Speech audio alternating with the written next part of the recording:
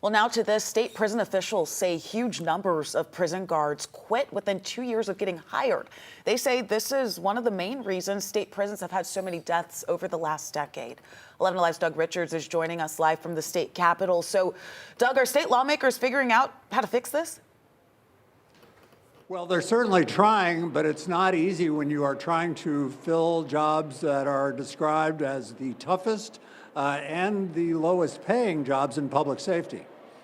Start with the reality that it's work in a building filled with people convicted of crimes. Add in the death rates. In 2024, through the end of August, Georgia prisons were the scene of 36 homicides, inmates and employees. 98 more people died at prisons from unknown causes. It is tough to prepare anybody for that environment day in, day out. State senators heard the state corrections commissioners say that Georgia prisons can only fill about half of the prison guard positions they need. When you go and work behind the wire, you're dealing with working in the most dangerous communities in the state of Georgia, period. I don't think people fully grasp that when they're coming in. The state has raised the pay of correctional officers, but it's still lower than other public safety jobs like state troopers. In 2023, 360 state prison employees were arrested for smuggling contraband into state prisons.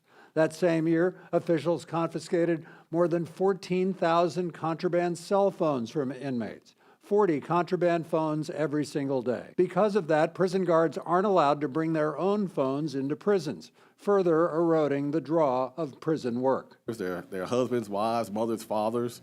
They have people that they got to be connected to out there, and then working inside the facilities, they're disconnected from them. And then also dealing with the environment they have to deal with inside.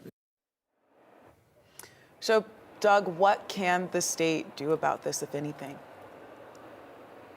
Well, money seems to be at the root of the problem. They saw some data from other states that showed that states like Alabama, for example, paid their prison guards higher.